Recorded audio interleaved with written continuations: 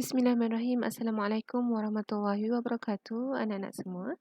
Okey, sekarang ni pada video kali ini, saya Cikgu Aisyah, cikgu yang mengajar mata pelajaran sains tingkatan 4 tingkatan 5, akan berkongsi dengan anak-anak mengenai bab 5 tingkatan 5, masih lagi topik gerakan, iaitu mengenai pengaplikasian prinsip sistem hidrolik dalam kehidupan kita seharian. Baiklah anak-anak, ini adalah muka Blaise Pascal, di mana Blaise Pascal ni adalah merupakan seorang saintis yang menerangkan tentang prinsip tekanan. Malah nama beliau digunakan dalam unit tekanan, Pascal kan.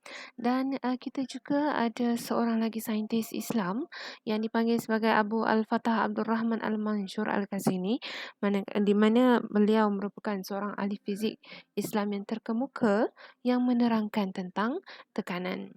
Okey, so anak-anak sebenarnya tekanan kita dah belajar dalam bab yang sebelum ini, iaitu tekanan yang kita lihat bertindak ke atas pepejal. Dengan takrifnya, tekanan ialah daya yang dibahagikan dengan per unit luas, betul tak? Okey, so sekarang ni itu adalah pada pepejal ya anak-anak. So sekarang ni kita akan tengok pula prinsip tekanan dalam satu sistem, iaitu sistem cecair ataupun sistem bendalir. Apa beza cecair dan bendalir? Bendalir ni adalah merupakan cecair ataupun udara. Okey, so sebenarnya sistem hidrolik ni lebih meliputi kepada bendalir. Cuma kebanyakan aplikasinya adalah lebih kepada cecair. Apa perbeza prinsip hidrolik dan prinsip Pascal? Okey, sebenarnya prinsip sistem hidrolik ni adalah sama seperti prinsip Pascal juga. Tentang tekanan. So, apakah dia? Sistem hidrolik ni adalah atau prinsip Pascal sama sistem hidrolik. Prinsip sistem hidrolik ataupun prinsip Pascal adalah apabila suatu tekanan dikenakan kepada cecair yang terkurung, yang berada dalam suatu bekas. Okey, apabila tekanan dikenakan pada cecair atau bendalir berkenaan, pada mana-mana arah, maka tekanannya dipindahkan secara sekata. Mana-mana poin pun kita akan lihat tekanan itu sama sahaja, asalkan dia adalah bendalir. Okey, ini contohnya. Okey, let's say apabila kita tekan omboh ni, kita tekan dengan tekanan 10 Pascal. So anak-anak akan lihat air akan memancut keluar dari semua lubang dengan daya yang sama. So mana-mana bahagian di sini adalah dengan tekanan 10 Pascal.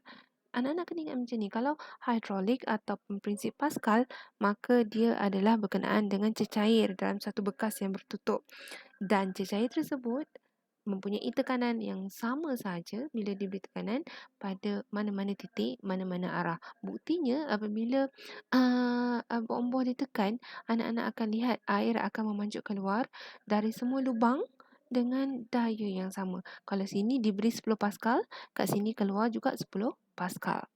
Okey, itu prinsip asaslah dalam sistem hidrolik.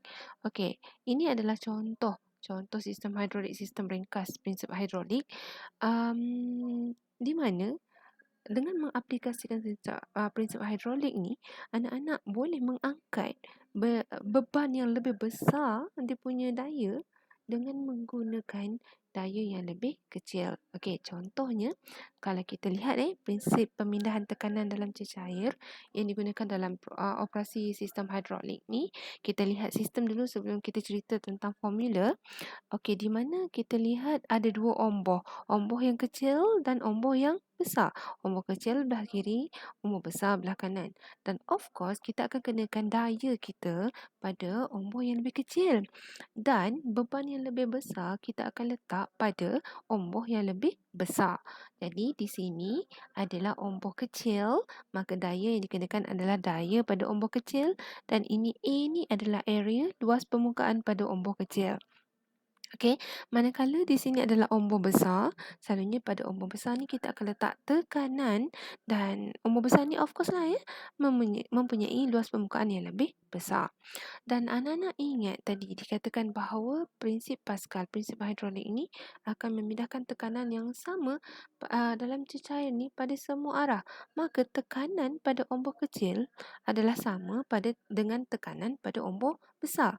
pressure, tekanan pada ombak kecil sama dengan tekanan pada ombak yang besar.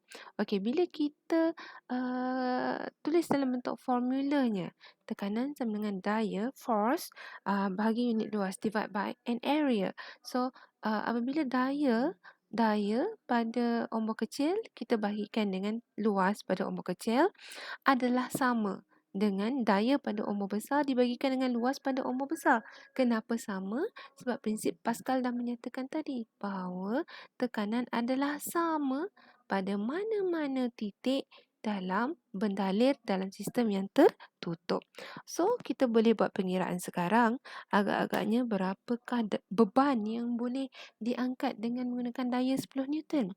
Dan anak-anak ingat kalau 10 Newton sama dengan 1 kilogram. So kalau kita kenakan daya 1 kilogram, berapa kilogram beban yang boleh diangkat? Okey, so masukkan sahaja dalam formulanya.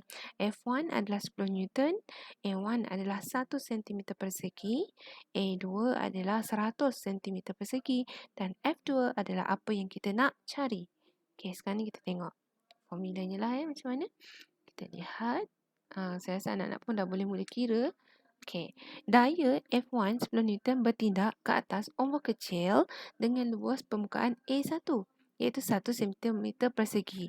So bila kita masukkan F1 dia 10, A1 dia 1, maka kita dapati tekanan pada ombak kecil adalah 10 Newton cm persegi. So di mana-mana bahagian dalam cecair ni, dalam sistem ini mempunyai tekanan yang sama iaitu 10 Newton cm persegi. Okey, sekarang anak-anak tengok dia tulis tekanan P1 10 Newton cm persegi telah dipindahkan secara sekata melalui cecair tanpa apa-apa perubahan. So di mana-mana titik sahaja anak-anak akan tengok tekanannya adalah 10 Newton cm persegi. Maksudnya pada ombak besar ni juga tekanannya adalah 10 Newton cm persegi. P1 sama dengan P2. Okey, so berapakah F2? Okey, berapa F2? Ni kita dah dapat dah. Tekanan adalah 10 Newton cm persegi kan? A2 dah ada bacaan. So, apa lagi? Masukkan sahaja dalam formula.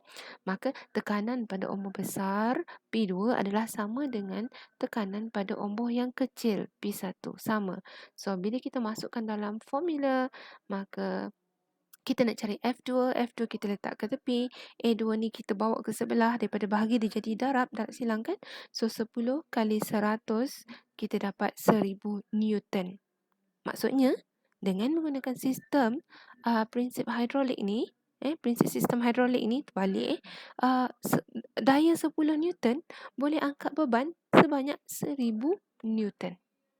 Hebat tak? Dengan adanya prinsip sistem hidrolik ni, kita akan gunakan daya yang kecil untuk mengangkat beban yang lebih besar. Okey, tengok soalan yang kedua. Okey, soalan yang kedua. Bersedia dengan kalkulator masing-masing. Satu sistem hidrolik mempunyai dua ombak dengan luas permukaan 0.01 meter persegi ni yang kecil dan 1 meter persegi bagi ombak besar lah. Okey, berapakah berat beban yang boleh dinaikkan oleh sistem ini jika daya yang dikenakan pada ombak kecil adalah 20 Newton? Okey, kita dah tengok tadi prinsip sistem hidrolik kata tekanan adalah sama pada mana-mana arah. Jadi tekanan pada ombak kecil sama dengan tekanan pada ombak besar. Masukkan dalam formula. Okey, F1 kita ada 20 Newton. Kita dah ada luas permukaan masing-masing. Kita nak cari beban. So, masuk dalam formula. Okey, 20 Newton bagi dengan 0.01 meter persegi sama dengan 1 meter persegi F2. So, F2 kita selesaikan sebelah kiri ni, kita dapat 2000 Newton. Maka, dengan daya 20 Newton dapat mengangkat beban 2000 Newton. Okey, so dengan adanya sistem hidrolik ni, pendek ceritanya, mudah ceritanya adalah kita gunakan daya kecil, kita dapat mengangkat atau memberi kesan kepada daya atau beban yang lebih besar. So, apakah aplikasi sistem hidrolik ni? Sebenarnya sangat banyak aplikasinya. Anak-anak kena ingat, kita nak angkat beban yang besar. Banyak sangat pekerjaan ataupun aplikasi tentang mengangkat beban-beban yang besar ni. So antaranya adalah jack hidrolik. Jack hidrolik nak angkat kereta beban besar, mana daya kita nak angkat. Jadi kita gunakan jack hidrolik dengan menggunakan daya yang kecil, kita dapat angkat beban kereta yang besar. Brake hidrolik. Okey, bayangkan kalau kita nak tahan guna kaki kita sahaja. Roda kereta yang sedang bergerak, adakah kita mampu? Tetapi dengan menggunakan brake hidrolik, menggunakan daya yang kecil sahaja, kereta yang sedang bergerak laju dengan beban yang besar tersebut boleh berhenti. Hebat. Okey.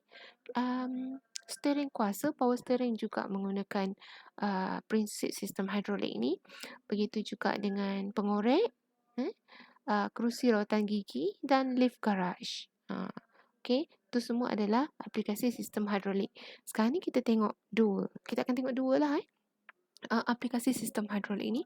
Pertama kita akan tengok pada jack hidrolik. Okey, bagaimana jack hidrolik ni bertindak? Pertama, apabila ombak kecil ditarik. Sebelum tu kita tengok dulu struktur. Okey, ini adalah takung cecair minyak brake. Minyak brake. Kemudian ada dia punya pengangkat dia. Kemudian ada ombak kecil. Ini adalah ombak kecil, ini adalah silinder kecil dan ada incap kawalan pada ombak kecil, pada silinder kecil. Kemudian ini adalah silinder yang lebih besar, okey. Dan ini adalah ombak besar beban atau kita kata kereta lah. Dan ada incap pelepas, incap pelepas. Dan cecair ini adalah minyak brake. So, apabila ombak kecil ditarik ke atas, ni pemegang ni, kita tarik ombak kecil ke atas, maka cecair dari takungan minyak brake ni akan masuk melalui incap kawalan sebelah kiri. Tarik sahaja ni ke atas, okey, maka cecair akan masuk dengan tekanan atmosfera melalui incap kawalan sebelah kiri ni, dia ternaik. Yang ni mesti lagi tutup, sebelah kanan tertutup. Ombak kecil kemudiannya ditekan. Kita dah tarik ke atas, kemudian kita tekan ke bawah. So, bila kita tekan ke bawah, dia akan menghasilkan tekanan. Tekanan akan dipindahkan ke ombak besar. Pada masa ni, incap kawalan sebelah kiri ni dah tak terbuka dah. Tetapi, sebabkan kita tolak pemegang tadi, menyebabkan tekanan cecair ni akan dipindahkan kepada incap kawalan sebelah kanan. Okey, tekanan dipindah sekata. Okey, menyebabkan akhirnya beban akan terangkat ke atas apabila cecair ni dipindahkan ke ombak yang lebih besar. Ombak kecil ditekan ke bawah untuk menghasilkan tekanan yang dipindahkan ke ombak besar. Okey, pada masa inilah cecair ni akan meningkat dalam silinder yang besar, seterusnya meningkatkan akan menyebabkan beban tu terangkat ke atas. Okey, selalunya kita nak angkat kereta lah untuk betulkan roda kereta dan sebagainya. So, kalau kita nak angkat sendiri guna tangan tak daya. Tapi guna jack hidrolik sahaja dengan angkat pemegang tu, kita boleh mengangkatkan beban kereta ni.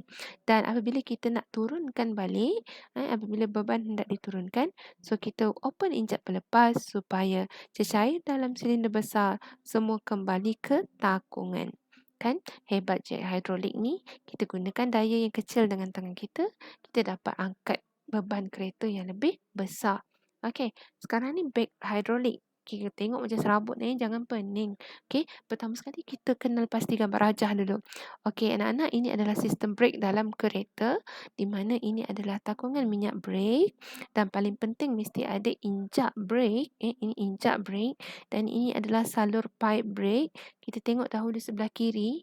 Okey, ini adalah brake cakera roda hadapan dan ini pad brake. Ini pad brake dan ini adalah dia punya disc brake atau cakera keluli. Ini cakera keluli. Ini pad brake.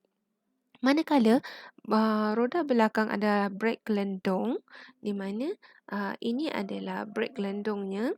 Okay, ini adalah brake kasut atau shoe brake dan ini adalah pelapik brake. Berbeza sedikit dan ini silinder kecilnya. Roda hadapan pun ada silinder kecilnya DAB tu. Okay, so kita tengok pertama sekali. Apabila injak brake dipijak, ombak silinder induk ditolak. So, kita pijak di sini, maka ombak silinder induk akan ditolak. Bila ditolak sahaja, ombak silinder induk tu, maka tekanan akan terhasil. Dan tekanan ni akan dipindahkan ke minyak brake melalui minyak brake ke silinder kecil pada setiap roda kereta. So, anak-anak akan tengoklah pada roda hadapan, ombak kecil akan menolak pad brake dan menekan pada cakra yang berputar bersama roda. Okey, dan gerakan roda akan diperlahankan atau dihentikan. Kita pijak pad brake akan menghasilkan tekanan, kemudian tekanan dihantarkan kepada minyak brake akan sampaikan tekanan dia pada silinder kecil dan seterusnya akan menyebabkan pad brake ni akan ditekan kepada cakra keluli, menyebabkan putaran roda dihentikanlah. Okey, kalau roda belakang pula, bila kita pijak je brake, maka tekanan terhasil, tekanan dipindahkan melalui minyak brake dan pada roda belakang, ombak kecil akan menolak kasut brake ke arah luar, ke arah pelapik brake. Okey, dan menekan gelendong brake, menyebabkan putaran roda diperlahankan atau dihentikan. Okey, injak brake memindahkan tekanan ke ombak pada silinder induk, kemudian cecair brake akan memindahkan tekanan pada ombak A dan B pada pad brake cakra roda hadapan, dan tekanan yang dipindahkan melalui cecair brake akan menggerakkan pad brake lah, menyebabkan ditekan pada silinder cakra keluli ni, ataupun dia akan tekan pada gelendong, menyebabkan putaran roda akan dihentikan. So itu kegunaan prinsip hidrolik dalam brake hidrolik. Ingat, kita pijak brake tu dayanya kecil sahaja, tapi dapat menghasilkan bukan daya yang besar, dapat bertindak ke atas beban yang lebih besar dayanya dengan menggunakan tekanan yang sama. Okey, begitu juga dengan power steering. Power steering ni dengan mudahnya kita boleh membelok ke kiri, ke kanan, ke sana, ke sini. Okey, ke kiri, ke kanan dengan menggunakan steering kuasa. Kalau dah tak ada steering kuasa ni, maka anak-anak akan, setiap driver lah akan berpeluh-peluh untuk membelokkan roda tu ke kiri dan ke kanan.